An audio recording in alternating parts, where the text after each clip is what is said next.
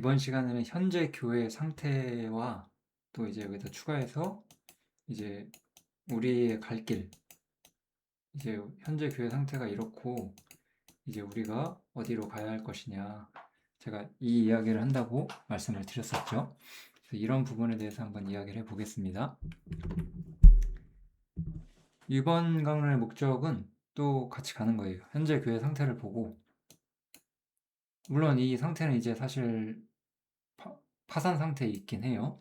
우리가 보게 되겠지만, 하지만 이것은 뭐 슬픈 일일 수 있지만 어쨌든 이것 또한 처음부터 성경에서 이미 언급하고 있고 예언되어 있는 황폐화라는 거예요.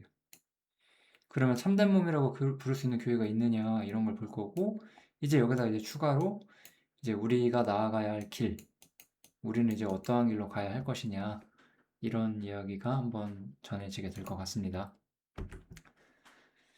현재 참된 교회가 정말 존재하느냐, 마지막에도 다시 한번 할 텐데요. 미리 한번 말씀드려보면 교회는 이미 황폐화되어 있다라는 거예요.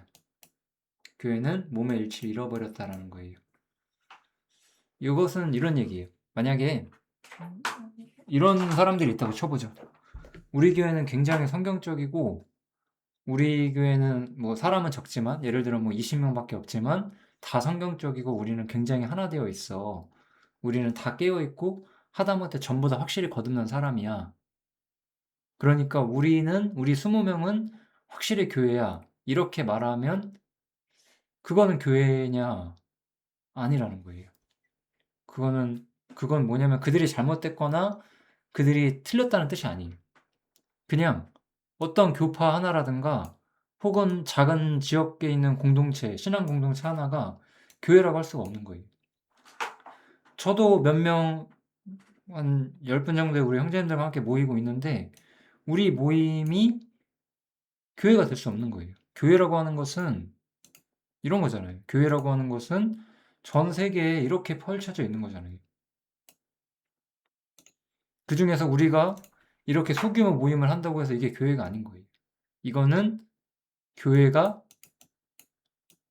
이 사람들이 뭐 가라지가 없고 아주 성경적이고 진리를 잘 보존한다고 하더라도 이것은 교회가 아니다라는 거예요.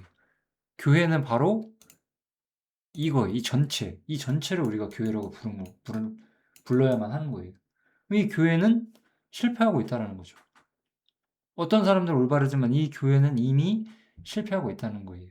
그래서 이것은 이 10명의 사람들이 하나 돼 있다라고 말할 수도 없고, 이렇게 있는 전체라는 교회 속에서 몸의 일치를 잃어버리고 있는 거예요. 이런 부분들을 조금 더 구체적으로 말씀을 드려보겠습니다. 우리가 이 문제를 이해하기에 가장 중요한 것은 최초의 교회는 하나였다라는 사실이에요. 우리가 성경을 보면은 최초의 교회는 하나였어요. 예루살렘에서 출발했고 예루살렘으로부터 믿는 사람들이 사실 퍼져나가면서 모두 다 그리스도인으로서 전파가 되고 하나의 교회로 생성이 됐어요. 물론 지역은 달랐죠. 갈라디아에도 교회가 있었고 에베소에도 교회가 있었고 필리포에도 교회가 있었던 거예요. 하지만 이 사람들은 전부 교회였어요. 다른 교파 그런 게 아니었어요. 갈라디아에도 주님을 믿는 사람들이 모여 있었고 에베소에도 주님을 믿는 사람들, 필리포에도 모여 있었어요. 하지만 이것은 지역적 한계 때문에 이렇게 있었던 것이고, 이들이 모두 합쳐서 이 전체가 이렇게 뭐 이 세 지역만 있는 건 아니죠. 전체죠. 이게 전부 하나의 교회였다는 거죠. 이 전체 하나의 교회 속에서 그 모든 그리스도인들이 이 하나의 몸에 속해 있었어요. 그 당시에는. 근데 그럼 우리가 생각을 해봐야 돼요. 어떤 사람들이 초국가적인 교파 하나가 있다고 쳐보세요. 어떤 교회는 뭐뭐뭐뭐 회 해가지고 한국에도 있고 자신들만의 어떤 그 조직이 뭐 미국에도 있고 뭐 일본에도 있고 뭐 중국에도 있고 뭐 그렇다 쳐요. 그럼 그건 하나인가요? 그건 하나가 아니죠. 왜냐하면 그 교파만 모여 있는 거잖아요. 바로 그 교회 옆에 있는 다른 교파의 교회랑은 교류가 없잖아요. 그건 하나됨이 아닌 거예요. 교회라는 것은 그냥 전체가 하나 되어야지만 하나인 거예요. 주님이 한 분이신데 교회는 여러 개일 수 없다라는 거예요. 이거를 우리가 반드시 짚고 넘어가야 돼요. 하나의 몸. 머리가 하나뿐이거든요. 이런 얘기예요. 이 갈라디아 교회만 하나면 여기에 머리가 하나 있고 여기에 머리가 하나 있고 여기에 머리가 하나 있느냐? 그럴 수 없다라는 거예요. 그럴 수 없는 거예요. 오직 이 전체 몸, 전체 몸에 한 분이신 하나의 머리이신 주님께서만 계신 거예요. 그러니까 뭐 우리 시대에 지역과 국가를 초월한 어떤 하나의 교파가 있다고 해서 그것이 하나인 것도 아니에요. 왜냐하면 전체 교회가 하나 된 게 아니니까요. 이해하시죠? 장로교가 있고 감리교가 있는데 서로 다른 신앙생활하고 다른 무리일 수 있잖아요. 그러니까 여러분들은 교회가 분열되고 찢어지는 것이 무엇인지를 잘 생각해 봐야 돼요. 그거 정말 악한 겁니다. 어떤 점에서 굉장히 선한 의도로 그렇게 했을지라도 굉장히 잘못된 경우가 많이 있어요. 대부분 제가 생각하기에는 훨씬 더 인간적인 요인들 때문에 갈라지게 되지만 아주 선한 목적을 통해서 그렇게 된다 하더라도 그것은 선한 결과를 가져오지 않을 가능성이 매우 커요. 이 이야기까지 제가 말씀을 드려볼게요. 이런 문제를 좀 더 이해하기 위해서 요한계시록에 있는 7교회를 한번 보여드릴게요. 이 성경, 이거는 좀 직접 한번 성경을 찾아보세요. 에베소 교회와 서머나 교회와 버가나 교회는 한 교회예요. 한 교회. 하나의 교회예요. 에베소 교회가 사라지면서 서머나로 가고 서머나가 지나면서 버가모가 되고 이렇게 나타나요. 이제 버가모에서 두아디라로 가거든요. 근데 이 네 교회는 좀 틀려요. 이 네 교회는 전부 다 주님의 재림을 본다라고 말해요. 이 세 교회는 지금 그러니까 사라졌어요. 이 세 교회는 이제 교회 역사에서 이미 과거가 된 교회들이에요. 이미 과거예요. 근데 요한계시록을 유심히 보시면요. 두아디라, 사대, 빌라델베, 라우디게아 이 네 교회는 전부 다 함께 지속되어서 주님의 재림을 볼 것이라고 나와 있어요. 즉 교회는 찢어진다라는 거예요. 교회는 처음에 하나였지만 지금은 찢어졌고 찢어지고 있어요. 이미 교회는 하나됨을 이루지 못했어요. 이게 우리가 봐야 되는 교회가 가진 어떤 실패의 모습이에요. 우리가 인정해야만 하고 받아들여야만 하는. 이거 여러분들 잘못도 저의 잘못도 아니에요. 그냥 인간은 그런 존재였고 인간은 교회의 순수성을 지키지 못했어요. 뭐 우리가 저 시대에 살았으면 우리는 지킬 수 있었을까요? 우리도 못 지켰겠죠. 그러니까 뭐 특정한 개인의 실패나 그들의 탓도 아니고 내가 그 상황이었어도 나도 지키지 못했을 것인 어떤 인간의 연약함이자 부족함 그런 거죠. 인간의 한계인 거예요. 카톨릭과 종교개혁을 한번 가장 대표적으로 말씀을 드려볼게요. 카톨릭이라는 것이 우리가 초대교회부터 이어졌다고 한다면 이렇게 한번 생각을 해볼까요? 초대교회가 있다고 한번 쳐보세요. 초대교회에서 이렇게 흘러가면서 이제 로마에서 국교가 되고 이렇게 흘러가면서 가는 거잖아요. 이제 카톨릭이죠. 이 카톨릭이라는 것은 그런 점에서 초대교회로부터 맥락을 받아서 하나의 교회로서 존재하고 있었어요. 하나의 교회로서. 아까 보시면 에베소, 서머나 버가모는 하나의 교회였거든요. 근데 이제 버가모랑 두아디라는 어떤 문제가 있느냐?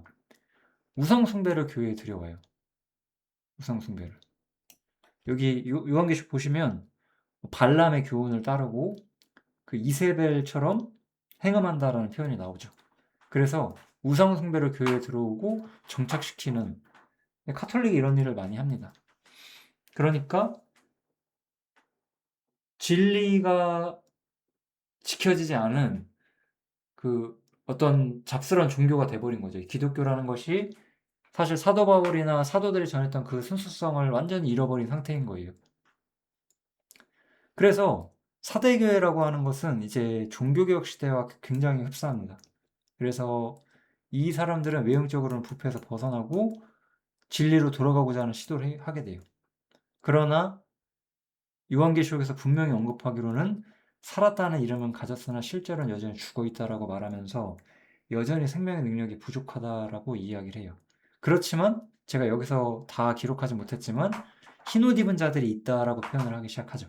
흰옷 입은 자들이 있다. 그러니까 분명히 확실하게 생명을 얻은 사람들이 있는 거예요. 종교개혁 당시에 오직 믿음을 통해서 하나님께 나아가는 개신교라는 것, 우리가 주님을 바라보는 것, 그런 것들이 어느 정도 회복이 됐죠.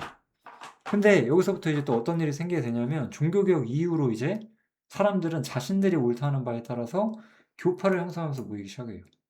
무언가 조금 잘못된 게 있으면 여기에는 비성경적이야, 우린 이렇게 모일 거야 하고 교회가 찢어져 가는 거죠. 어떤 이런 단체가 있는데 여긴 틀렸어, 이만큼 무리가 해갖고 새로운 무리를 만들고 또 여기서 이렇게 찢어져 가지고 또 새로운 무리를 만들고 이렇게 되는 거죠. 그러면 이 교회도 자신들이 하나라고 하고 이 교회도 하나라고 하고 이 교회를 하나라고 하면 머리가 세 개인가요? 그럴 수 없다라는 거예요. 이게 찢어지는 거예요. 이게 분파예요. 교회가 이렇게 하나됨을 잃어버리고 있었어요. 좀 느낌 오시나요? 교회가 하나됨을 잃었다는 게 무엇인지? 이게 교회가 하나됨을 잃어버리는 거예요. 이런 상황에서 우리가 정말로 이해해야 되는 게 뭐냐면 특정 교회의 교인이란 것은 없는 개념이에요. 성경 속에서. 특정 교회의 교인이란 건 없어요. 아까 말했던 것처럼 어떤, 어찌 보면 그 완전 잘못되었지만 초대 하나됨을 가지고 있었던 커다란 줄기가 있었어요. 초대교회부터 시작해서 사실 이렇게 가서 이제 뭐 카톨릭 끝자락 쪽이라고 볼까요? 아무튼 굉장히 많이 퇴색되어 버린 그런 속에서 여기서부터는 어떻게 돼요? 찢어지는 거예요. 이렇게 종교개혁 같은 걸 통해서 이게 찢어져요. 그 다음에 더 찢어지죠. 이렇게 시대가 지나면서 점점점 분열되는 거예요. 여기는 더 많이 분열되죠. 이렇게 점점 분열돼요. 많은 것이 잘못된 교회 조직 속에 있다가 나름대로, 그러니까 이런 사람들도 잘못된 거고 사실 나름대로 성경에서 깨어있다고 말하고 좀 더 진실하던 어떤 사람들이 그래 너희 잘못됐어 라고 하면서 우린 달라, 여기서부터 진짜 중요해요. 우린 달라 그러면서 나와요. 너네는 틀렸어, 우린 달라. 너희들 중에서도 우린 달라, 우린 달라, 이렇게 모인단 말이죠. 그래서 자신들만의 또 교파와 뭐 교구 혹은 뭐 그런 공동체를 세워요. 그래서 특정교회 교인들을 만들어 가는 거예요. 이런 거는 성경에서 없는 개념인 거예요. 성경에 이런 얘기가 있었던가요? 없죠. 그리고 우리는 이런 시대의 결과 끄트머리 속에서 그냥 아무 교회나 가요, 이렇게. 뭐 이런 경우가 제일 많아요. 이 교회 갔는데 나랑 안 맞아요, 이 교회. 이 교회 갔는데 나랑 안 맞아요, 이 교회. 엉망진창인 거예요, 지금. 교회는 여러분들이 선택할 수 있는 것이 아니에요. 근본적으로. 이런 상태에 우리가 살고 있잖아요. 이게 교회가 완전히 실패한 것이고 분파되어 있는 것이고 진리를 잃어버린 상태에 있다는 것이 이런 말이에요. 이런 분파주의 속에서 은사라는 게 발휘될 수가 없어요. 원래 목사와 교사와 복음 전하는 자는 성경에서 은사라고 언급이 돼 있어요. 그 에베소서 4장에 나오죠. 은사라는 건 이런 거예요. 은사라는 것은 신적인 것이에요. 하나님께서 주어지고 몸을 세우기 위해서 하나님께서 보내신 거예요. 바울은 로마에 가기 전에 이미 로마서를 보냈어요. 왜냐면은 그때 몸은 하나였거든요. 하나의 몸 속에서 사도, 선지자, 복음 전하는 자, 목사, 교사, 이런 사람들이 나왔어요. 이 사람들은 자기 역할을 했어요. 즉 사도는 전체 교회의 사도였어요. 사도는 이쪽 교회에서 로마에서도 이야기를 할 수 있었고 이쪽 가서 빌립보에서도 이야기를 할 수 있었어요. 이런 거죠. 여기 또 다른 사도가 있어요. 또 다른 사도는 베드로가 있어요. 베드로는 역할이 다른 곳에서 일을 했어요. 어떤 경우에는 바울과 만나기도 했어요. 하지만 다른 일을 했었죠, 서로. 이런 거예요. 그러니까 전체 교회 속에서 하나님이 세우신 일을 하지만 어떤 특정 교회 이런 건 없는 거예요. 우리 시대는 어떻죠? 여기 A 교회가 있고 여기 B 교회가 있고 이 목사, 여기 목사, 여기 목사가 있고 이 사람들은 서로 경쟁하는 사이죠, 지금. 서로 교인을 끌어올리기 위해서. 이쪽에 있는 어떤 사람들이 교회가 막 싸움이 나가지고 최근에 저 어디선가 들었는데 싸움이 나가지고 이만큼 교회가 무리가 나가서 새로운 교회를 세워요. 그러면 원래 이 교회의 목사는 이쪽 교회에서 목사가 될 수 없는 거예요, 지금. 하다못해 신적인 것도 아니잖아요. 대학 나와서 학위 받으면 목사가 되는 게 그게 맞아요? 그게 성경에서 있는 개념이에요? 우리가 여기서 특정 교회 교인이란 건 없다는 것도 우리가 성경에서 제가 말씀을 드렸는데, 신학대를 나와서 학위를 받으면 목사가 되는 것은 그건 성경에 나온 개념인가요? 성경에서 사역자는 하나님의 뜻에 의해서 어떤 점에서는 자발적으로 세워지게 되는 거예요. 저는 말씀을 전하는 데 있어서 누구의 허락도 필요하지 않아요. 또 어떤, 예를 들어 저에게 성경을 배우는 어떤 사람 중에서 누군가 말씀을 전한다고 할 때 제가 그 사람을 허락할 자격도 없어요. 너는 이런 거 해. 할 수 있어. 이렇게 말할 자격도 저는 없어요. 그들의 마음과 뜻을 따라서, 그들이 가진 은사에 따라서 자신들이 무엇을 하고 어떤 봉사를 하고 어떻게 형제를 섬길지는 스스로 정하는 것들이 은사거든요. 그것들은. 이런 분파적인 속에서 아무런 은사가 발휘될 수가 없는 거예요. 이해되시죠? 이런 거. 예, 고린도서 12장을 보세요. 교회는 한 몸이었고 누군가가 불필요할 수가 없는 존재였어요. 내가 너를 쓸데없다 할 수 없다. 머리가 발더러 너를 쓸데없다 할 수 없다. 만일 한 지체가 고통받으면 모든 지체가 고통을 받고 한 지체가 영광을 받으면 모든 지체가 함께 즐거워해요. 지금 이게 돼요. 지금 이 현재 우리 교회의 모습이, 이 제가 막 그려놨지만 이 상황, 이 제가 그린 상황에다 이해되시죠? 여기서 우리는 뭘 볼 수 있나요? 교회는 완전히 찢어져 버렸다는 거예요. 교회는 더 이상 한 몸이라고 부르기에는 너무나 멀리 가버렸어요.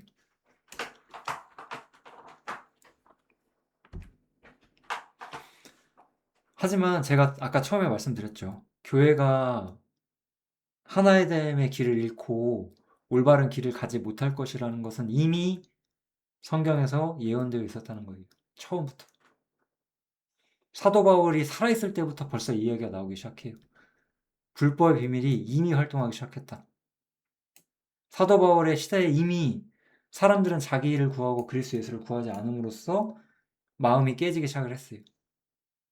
내가 떠난 후에는, 사도 바울이죠. 내가 떠난 후에는 사나운 이리가 와서 양떼를 아끼지 않을 것이다. 이미 교회는 부패하게 되고 휘둘리게 되고 진리를 지키지 못할 것이라고 이미 성경에서 이야기를 하고 있는 거예요. 너무나 슬픈 이야기인 거예요, 이건. 나만 잘났다고 말할 수 있는 성도 혹은 조직, 교파 혹은 그런 무리는 없는 거예요. 그런 시대는 끝났어요. 우리는 좀 다르고 우리는 깨어있어라고 말하는 것은 아주 오만한 생각이에요. 이해하실 수 있겠어요? 우리는 겸손해야 돼요. 우리는 아무것도 아니에요. 우리가 남들보다 좀 더 성경에 대한 진리를 지킨다고 해서 우리가 뭐 대단한 성공을 거두는 그런 시대를 우리가 살고 있지 않아요. 우리는 아주 어려운 시기 속에서 아주 하나님께 철저하게 순종함으로써 우리의 자리를 지켜야만 하는 사람들이고, 결국 제가 말하고 싶은 거는 이런 상황 속에서 우리는 어떻게 해야 진짜 하나님의 뜻에 합당한 교회를 추구하는 것일까? 이 부분에 대한 제가 답을 드리고자 하는 거예요. 아주 오랫동안 어려워했고 고민해왔던 주제 중 하나예요, 이것은. 이런 주제들을 아무튼 나눌 수 있게 되는 기회가 돼서 너무 즐겁습니다. 이 교회는 지금까지 말한 것처럼 이미 큰 집이 되어 있어요. 이 디모데 후서라는 책은 어떤 책이냐면, 교회가 이미 그 자리를 잃어버렸을 때 개인이 어떻게 해야 되는지를 말하는 책이에요.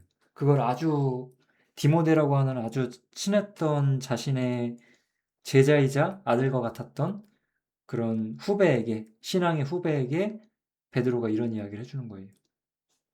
교회는 이미 거짓이 들어왔다. 이미 많이 잘못되고 있다. 그렇지만 중요한 두 가지를 너가 기억을 해라. 하나는 주께서는 자기 백성을 아신다, 이거예요. 언제나. 아까도 보셨지만 교회란 조직은 상당히 포괄적으로 있고 지금은 이런 느낌인 거죠. 그림을 보면 이런 거죠. 어떤 많은 교파들이 있는 거예요. 이렇게 많은 교파들이 있어요. 근데 분명히 여기저기에 뭐 없는 무리도 있겠죠. 여기저기에 분명히 거듭난 사람들도 있다. 우리가 이 부분도 확실히 이해를 해야 돼요. 그렇죠? 그래서 그리고 우리가 첫 번째 강론에서 제가 말씀드렸죠. 하나님의 세우시는 교회로서의 건축물로서의 교회는 절대 실패하지 않는다. 그러니까 하나님께서는 자기 백성을 분명히 안다는 거예요. 하나님께서는 자기 백성을 분명히 안다. 그 다음 또 하나. 주의 이름을 부르는 자마다 불의에서 떠나라. 어떤 교회가 불의 가운데 있을 때 순종하지 않고 혹은 성경에 없는 방식으로 어떤 스스로를 교회라고 칭할 때 거기서 떠나라고 말을 하는 거예요. 이미 교회는 큰 집이 됐어요. 이런 것에서 자기를 깨끗하게 하라라고 이야기를 하는 거예요. 이것은 뭐 그냥 우리를 순결하게 하라는 그런 뜻이 아니라 이런 데서 떠남으로써 자신을 구별하라는 뜻이라는 것을 우리가 이 문맥 속에서 분명히 알 수 있어요. 이 교회는 이미 큰 집이 됐다는 거. 굉장히 중요한 개념을 하나 말씀을 드립니다. 그럼 이런 상황 속에서 교파가 뭐냐 이거예요. 교파가 뭐냐. 이 좀 제가 여러 가지 한번 예를 들어서 정리를 해볼게요. 어떤 사람들이 아까도 말했지만 우리는 좀 달라. 우리는 굉장히 깨어있고 우린 진리를 지켜왔고 사람들이 다 진짜 다 거듭나 있고 진짜 마음도 뭉쳐 있어. 우리는 정말로 굉장히 잘 뭉쳐 있는 우린 하나 돼 있어. 그건 잘못된 거예요. 왜냐? 이런 얘기인 거죠. 이렇게 제가 좀 노트를 좀 써볼게요. 이런 거예요.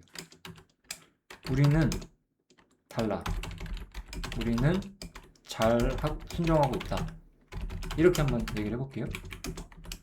이거는 인정할게요. 잘 순종하고 계시고 좋은 모임을 하시고 있는 건 맞아요. 뭐 예를 들면요. 그런데 그러므로 우리는 하나된 교회이다라고 말하면 이것은 틀린 거예요. 말장난 하자는 것이 아니에요. 이것이 그냥 작은 무지함이라면 그냥 고치시면 돼요. 왜냐하면 교회는 이미 하나됨이 깨졌다는 거죠. 그러니까 우리는 하나된 교회다 이렇게 말할 수 있는 교회는 없다는 거예요. 교회는 이미 하나됨이 깨졌으니까 이것이 바로 성경의 선언이죠. 그러니까 우리들은 정말 순수하게 모이고 있고 진리를 지키고 있으니까 우리는 하나 돼 있어라고 말하는 것은 아닌 거예요. 이해하시죠? 전체 교회로 봤을 때 우린 이미 하나됨이 깨졌어요. 성경은 이미 이렇게 이야기를 하고 있는 거예요. 또 이렇게도 이야기할 수 있어요. 그럼으로써 이런 거. 많은 교회가 영성을 잃었지만 우리를 지금 쓰고 계셔. 이런 거. 예를 들면 이런 걸 이제 촛대가 우리에게 있다. 뭐 이런 표현을 할 수도 있고요. 우리는 사도적 계승을 가지고 있다. 이렇게. 그러니까 이런 거. 사도적 계승이라는 표현은 이런 거예요. 우리는 정통으로부터 와서 우리에겐 정말 생명과 능력과 진리가 있어. 이렇게 주장하는 거예요. 예를 들면요. 이게 다 같은 맥락이죠. 그죠? 이런 주장은 완전 거짓이라는 거죠. 왜냐하면 사도적 계승이라는 개념이 없고 어떤 찢어진 무리 중에 어떤 조직을 하나님께서 들어 쓰신다는 개념도 성경에 없다라는 거예요. 그냥 이런 모든 문제에 대한 아주 단순한 답은 성경에 근거가 없다 이거예요. 이런 주장에 대한 근거가 없다라는 거예요. 아주 단순해요. 이 문제를 이해하시는 건. 성경에 근거가 없어요. 이런 거. 우리는 깨어 있어. 예를 들어 처교파가 옛날에는 굉장히 하나님께 역사했어. 그렇지만 점점 퇴색됐고 지금은 우리한테 왔어. 우리가 빠져나와서 우리가 새롭게 진리를 세웠고 아까처럼요. 찢어서 지금 하나님 우리 교회를 사용해. 성경에 그런 얘기가 없어요. 성경에. 촛대로 옮긴다 이런 얘기 없어요. 우리에게 사도적 계승이 있다 그런 얘기 없어요. 항상 우린 이런 방식을 통해서 항상 우리 모임에 대한 정통성을 가지고 싶어요. 인간이 그렇잖아요. 뭐 예를 들면 뭐 바울이 전했던 이런 거, 뭐 그 다음에 뭐 어떤 무슨 교파, 무슨 모임, 무슨 단 이런 느낌으로써 여기 예를 들어서 교회 역사에서 이런 모임들이 굉장히 좀 인상 깊고 되게 좋은 일을 해왔다고 우리가 예를 들어 보자고요. 그들도 잘못된 거예요. 이 사람들도 이미 다 하나됨 깬 게 똑같은데 그런 걸 모르고 그냥 좋다고 말하는 거죠. 예를 들면은 뭐 제가 아는 것 중에서 뭐 재침례파라는 게 있어요. 유아 세례를 반대했죠. 이건 아주 맞는 거예요. 그죠? 근데 우리는 재침례파의 진리가 이렇게 이어져서 저 재침례파의 진리 우리가 이어져 와. 그러니까 우리는 재침례파의 계승했어. 이런 거. 근데 제친레파는 사도 바울이 진리를 계승했거든. 그게 이제 우리야. 뭐 이런 개념인 거죠. 그러니까 우리에게 촛대가 있어. 성경에는 이런 개념이 없다 이거예요. 개념이 없다. 이런 방식으로 교회를 생각하는 것은 아주 비성경적이고 오만한 생각이다라고 우리가 생각을 하셔야 된다는 거예요. 이런 개념 자체가 없기 때문에.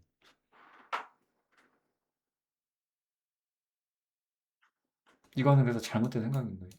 그들의 어떤 행함 자체나 그런 건 제가 전혀 부정하는 게 아니에요. 교회는 그런 거라고 생각하는 것 자체가 잘못됐다는 거예요. 만약에 그래서 이렇기 때문에 우리 교회는 참된 교회이다, 참된 교회이다, 혹은 진짜 그리스도의 몸이다라고 말하면 이것은 거짓이에요. 왜냐? 이미 몸은 세상에 존재하지 못하고 있다. 우리는 이렇게 받아들여 줘야 되는 거거든요. 그러니까 이게 성경의 진리인데 우리는 몸이야라고 말하면 이 사람들은 선을 넘은 거예요. 주님을 가두는 거예요. 이해되시죠? 주님은 그런 분이 아니신 거예요. 이렇게 주장하는 무리들이 세상에 얼마나 많을까요? 우리나라에만 얼마나 많을까요? 그들이 진짜든 아니든. 예를 들어 정말 진짜인 사람들도 꽤 있을 수 있죠. 그러면 그 꽤 있는 사람들 전부 머리가 따로 있어요, 주님이? 아니라는 거예요. 이미 몸이라는 것이 세상에 존재할 수가 없어요. 그게 현재 우리 교회 모습이에요. 하지만 수없이 분파된 이 교회 속에서 분명히 흰옷 입은 사람이 있어요. 이건 분명 우리가 인정을 해야 돼요. 하지만 이 상황 자체가 이미 하나된 교회, 몸된 교회로서의 위치에서 완전히 벗어나 있다는 걸 우리가 이해를 하셔야 되는 거예요. 그럼 도대체 어떡하란 말이냐. 저는 여기까지는 사실 예전부터 이미 잡아가고 있었어요. 그렇지만 여기서 좀 더 이제 우리가 살아가는 방법을 알려드리려고 이 영상을 준비하고 있어요. 그래서 이 분리의 원리가 중요한 거예요. 경건의 모양은 있으나 다시 한번 디모데후서로 돌아왔죠. 경건의 모양은 있으나 경건의 능력을 부인하는 자니 이 같은 자들에게서 내가 돌아서라. 이게 핵심이에요. 돌아서라. 그러면 이제 또 여러분들이 저도 옛날에 이게 헷갈렸거든요. 어떤 교파가 이만큼 있는데 잘못됐어. 그래서 내가 나왔어. 그래서 내가 또 이렇게 세워요. 그럼 똑같은 거 아닌가? 저는 이게 굉장히 어려웠거든요. 그럼 나도 분파주의자가 아닌가? 그게 제 자신에게 물었던 굉장히 커다란 질문이었어요. 아주 오랫동안. 이 부분에 대한 제가 답을 이번에 확실히 한번 드려보려고 해요. 이건 어떻게 받아들여야 되느냐?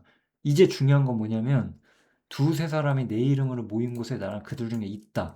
이게 바로 현재 우리가 이해해야 되는 교회의 모습이에요. 보세요. 다시 한번 우리가 이 문제를 정리해 볼게요.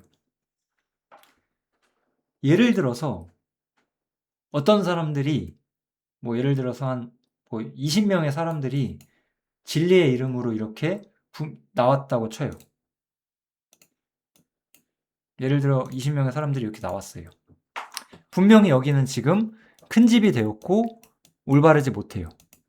그러면 나오는 게 순종이에요. 그래도 나오라고 했으니까요. 그러니까 나왔어요.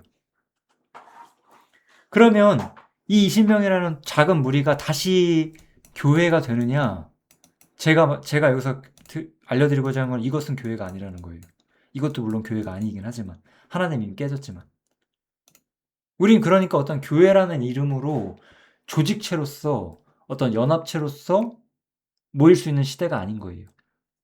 우리는 오직 모임을 통해서 주님을 드러내고 몸을 일시적으로 나타낼 수 있어요. 일시적으로.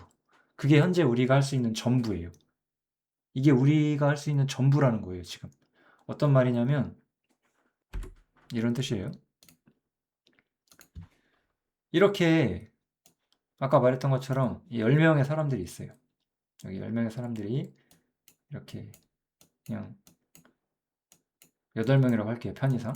8명의 사람들이 있어요. 근데 예를 들어서 어느 날 이 사람들이 모임을 해요. 근데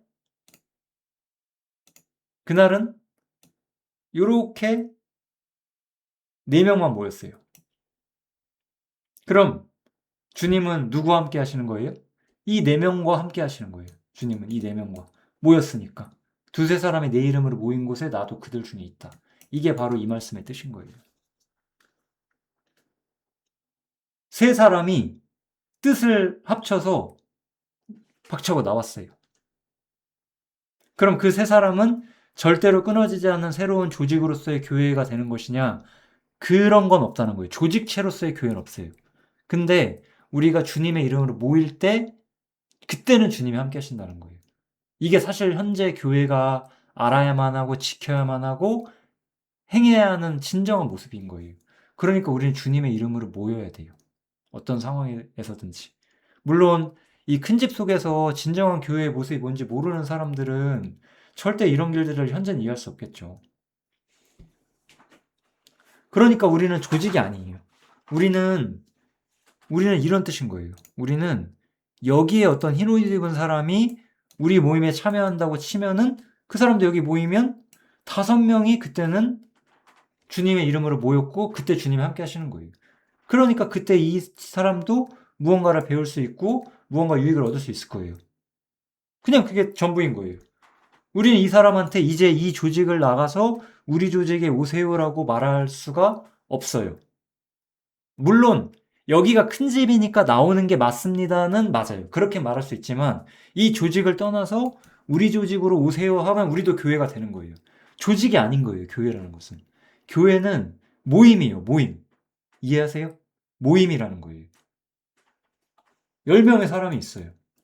이번 주에 6명이 모였어요.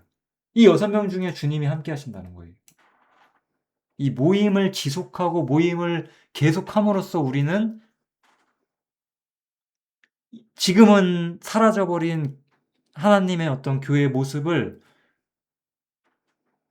조금이나마 우리가 지켜나갈 수 있는 방법이라는 거예요. 두세 사람이 내 이름으로 모인 곳에 그분 주님께서 함께 하신다고 우리에게 약속을 했다라는 거예요. 이제 조직은 없어요. 예. 여기 제가 메모를 해놨죠? 어떤 사람들이 정말 깨어 있어서 성경적으로 구별되고자 해서 소수의 사람이 다시 모여서 조직을 또 세워요. 또 교파가 되는 거예요. 조직을 세우면 교파가 되는 거예요. 교회는 더 이상 조직이 아니에요. 그냥 누구든지 큰 집에 남아있든 나왔든 누구든지 정말로 주님의 이름으로 모이고 정말로 거듭나서 그 주님을 찬양하고 주님을 예배하는 그 이름으로 진짜로 모여 있을 때 주님은 그들과 함께 하시면서 우리는 하나님의 자녀로서의 우리의 입장을 드러내고 우리가 주님을 섬기는 사람으로서 우리 자신을 표현할 수가 있는 거예요. 모임이 전부가 되는 거예요. 그래서 모이기를 힘쓰셔야 돼요. 그래서 제가 오프라인을 강화하는 것이 제가 최근에 영상을 적게 올리는 이유라고 한번 말씀을 지난 영상에서 했었는데요. 같은 맥락이 있습니다. 주님의 이름으로 모일 때 주님 함께 하시는 거예요. 아주 진실하게 모여있는 10사람이 있을 때 나는 그 10명이라는 멤버 속에 있어. 우리 10명은 한 팀이야. 이런 건 없어요. 이런 시대가 아닌 거예요, 지금. 그냥 매번 하루 우리가 주님의 이름으로 모임으로써 우리는 주님을 만날 수 있는 거예요. 우리는 그런 시대를 살고 있다는 거예요. 이게 현재 교회의 모습인 거예요. 너무나 중요해서 제가 여러 번 말씀을 이렇게 드리고 있습니다. 그래서 모이기를 힘쓰는 것이 아마 가장 중요한 시대가 우리 시대일 거예요. 왜냐하면 모임 속에서 주님이 함께 하신다고 말했으니까. 그러니까 이 10명은 예를 들어서 사는 지역이 다를 수 있잖아요. 그러니까 여기는 이렇게 4사람이 모였어요. 여기 6사람이 모여요. 그러니까 4사람이 함께 할 때 주님 함께 하시는 거고 여기 6사람이 모일 때 주님 함께 하시는 거예요. 여기 이렇게 있는데 뭐 5사람이 뭐 바빠서 빠졌어요. 뭐 우리가 책망할 필요 없어요. 그럴 수 있으니까. 근데 어쨌든 바빠서 빠졌기 때문에 그날의 모임에는 참여하지 못하고 그날 주님과 함께하지 못하는 거예요. 이거는 오해하시면 안 돼요. 우리가 구원받았고 내 안에 성령이 있지 않아? 아니, 그거 다 맞아요. 그걸 말하고자 하는 게 아니라 분명히 교회 속에서 형제들과 함께하시는 주님의 모습이 있잖아요, 분명히. 제가 지금 거듭난 문제, 뭐 해방 문제, 성령의 내주한 문제를 다루고 있지 않아요, 지금. 그의 문제를 다루고 있는 거예요. 언제 우리는 교회 속에서, 언제 우리는 회중 속에서 주님을 만나느냐? 모일 때라는 거예요, 모일 때. 이것은 우리가 언제 하나님께 봉사할 수 있느냐라는 거예요. 언제 하나님께 봉사할 수 있느냐? 모일 때. 우리는 모일 때 봉사할 수 있어요. 왜냐하면 주님이 함께 하시니까. 사실 이 매개체로 형제가 있는 거죠, 형제. 보이는 바 형제를 사랑하지 않는 사람이 보이지 않는 바 주님을 사랑할 수가 없다라는 것이 우리가 분명하게 알 수 있는 것이고, 그래서 모임을 통해서 우리가 사랑을 실현하고 하나됨을 부분적으로 표현할 수 있고, 그 주님의 몸을 드러내고자 할 수 있고, 주님을 기념할 수 있고, 하나님께 봉사할 수 있고, 이 모든 일들이 모임을 통해서 되는 거예요. 모임이에요. 이 모임은 실제적인 모임을 말하는 거예요. 우리 어떤 멤버로 이루어진 조직체, 그걸 말하는 게 아니에요. 예를 들어서 이런 거죠. 그냥 영화 감상 모임이라는 조직이 있어요. 그냥 거기에 회원이 30명이에요. 그럼 난 영화 감상 모임이야 라고 할 때 그 모임이라는 단어와, 그래서 내일은 연락해봤는데 한 10분 정도 시간이 안 되고 20분 정도만 모여서 영화 감상하고 대화 나누기로 했어. 그러면 그 20명만 모임을 한 거잖아요. 그 20명이 그때는 참여한 거잖아요. 우리는 그런 방식의 개념을 가지고 있어야 된다는 거예요. 실제적인 모임. 전 이것이 굉장히 우리한테 많은 것들을 던져준다라고 생각이 들어요. 교회가 분명히 황폐화되어 있거든요. 이 교회 황폐화 속에서 제가 느끼는 느낌이 뭐냐면, 깨어 있다고 주장하는 사람들이 숨어 있어요, 지금. 그러니까 교회가 없다는 거죠. 자신이 다닐 만한 교회가 없다는 거죠. 그럴 수 있을 겁니다, 어떤 점에서는.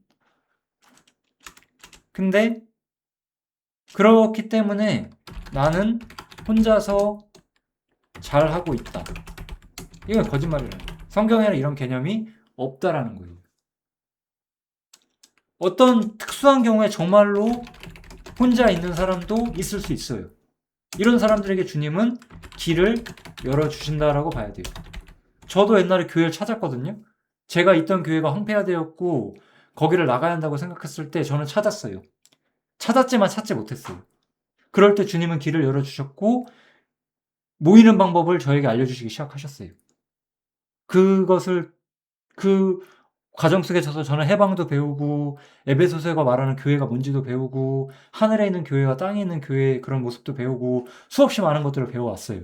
그렇지만 그런 모든 과정을 통해서 길을 열어주셨고, 길을 열어주시면서 어떤 일이 있었어요?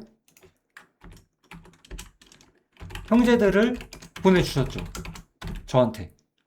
저와 함께하는 형제들이 있는 거잖아요, 지금. 이런 거예요. 이런 거. 혼자 잘하고 있다는 말은 거짓말인 거예요. 왜냐? 혼자서는 섬김도 못하고 봉사도 못해요. 혼자서 할 수 있는 거는 개인 경건밖에 없어요. 기도밖에 없어요. 기도 물론 중요하죠. 그렇지만 우리에게 너무나 중요한 것은 섬김과 봉사예요. 그리고 반대로 어떤 사람이 정말로 개인 경건과 기도해서 정말로 잘하고 있다, 이러면 이 사람의 마음속에는 뭐가 생길까요?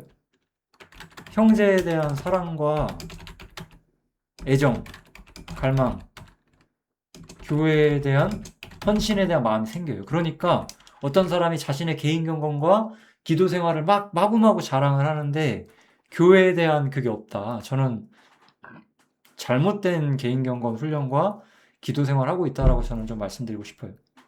왜냐면 지금 우리 시대는 조직으로서 하는 시대가 아니에요. 모임으로서 하는 시대예요. 우리는 그러므로 더 자주 모여야 되고 아무쪼록 많이 모여야만 해요. 이렇게 바쁜 시대에 우리는 그러한 삶을 찾아가야 돼요. 저도 어떻게 하면 더 많이 모일 수 있을까? 굉장히 고심하고 있어요, 지금. 정말 우리가 바쁘게 사니까. 저 자신도 마찬가지고, 왜 이렇게 세상이 점점 바빠지는지 모르겠다 싶을 정도로 그렇게 되고 있거든요. 하지만 혼자서 아무것도 못하는 거예요.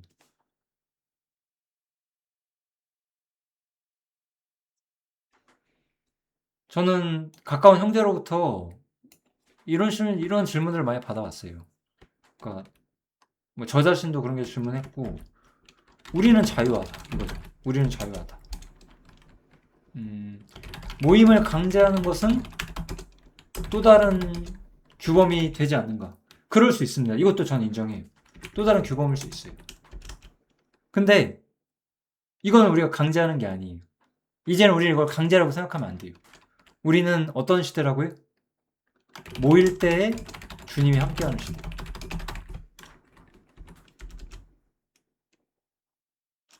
한번 생각해 보세요, 여러분. 예를 들어서 이런 거예요. 제가 우리가 공짜로 뭐 예를 들면 되게 비싼 맛있는 막 한 끼 5만 원짜리 밥집을 우리가 공짜로 갈 수 있다고 생각을 해보세요. 근데 나는 귀찮아서 한 번밖에 안 가요. 그럼 내 손해잖아요, 사실. 매일 갔으면은 그 매일 5만 원짜리 밥을 우리가 먹을 수 있는 건데 그런 느낌으로 좀 생각해 주시면 좋을 것 같아요. 우리는 주님이 함께하는 시대에 사는 거예요. 모일 때. 저는 스스로를 충성되다고 생각하는 모든 형제들에게 항상 말하고 싶어요. 저는 여러분들의 충성됨을 사실 그렇게 의심하진 않아요. 그치만 정말로 충성되다면 그 충성을 어디에 사용해야 할 것이냐라는 거예요. 충성은 교회에서 말이 됩니다. 이 교회는 조직이 아니다라고 제가 분명히 말씀드렸고, 우리가 모일 때 함께 모인 형제들과 사귐과 봉사를 통해서, 베품을 통해서 이렇게 되는 거예요. 우린 분명 자유해요. 하지만 그 자유를 어디에 쓸 거냐라고 우리가 생각을 해야 돼요. 너무나 정말 멋지지 않나요?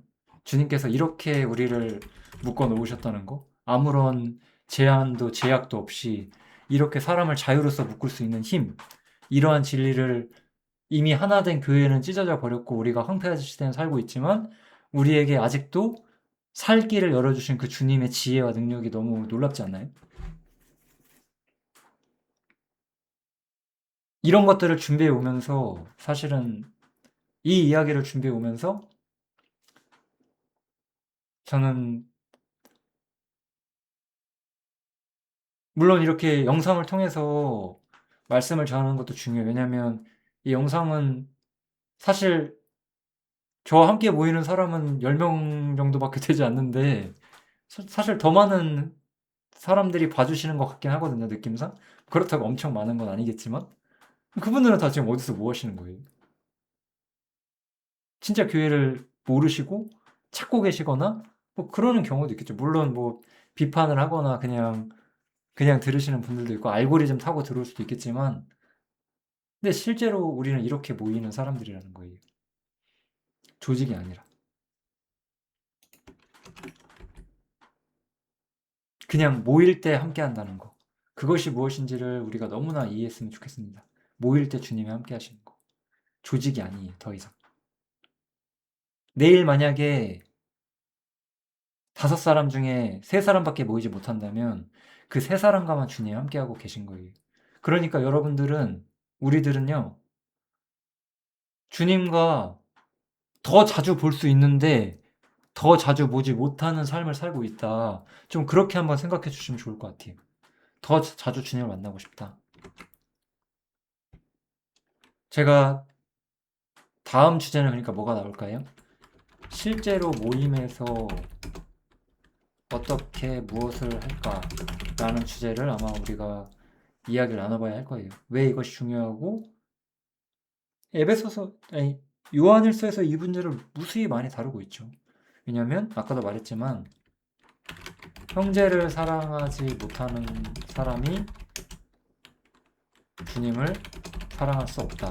이 원리가 가장 중요한 거예요. 주님을 대신하여 우리는 형제를 사랑하고 형제에게 봉사하는 거예요. 근데 모이지 않는다? 여러분들은 섬김의 기회를 버리게 되는 거예요. 우리는 여전히 자유할 것이고 아무에게도 강요하지 않을 거예요. 왜냐하면 우리는 조직이 아니거든요. 다만 내일 세 사람이 모였으면 그 세 사람 주님 함께 하시는 거고 내일 다음 주에 10사람이 모이면 10사람 주님과 함께 하시는 거예요. 그러니까 저는 다시 한번 또 권해드려요. 가까이 있는 형제들끼리 더 자주 모이세요. 그들을 사랑하시고 그들에게 봉사를 해주세요. 그게 우리가 해야 되는 일인 거예요. 그게 바로 여러분들이 하나님께 하시는 봉사이며 하나님께 드리는 상이 될 거예요. 여기서 마치겠습니다. 감사합니다.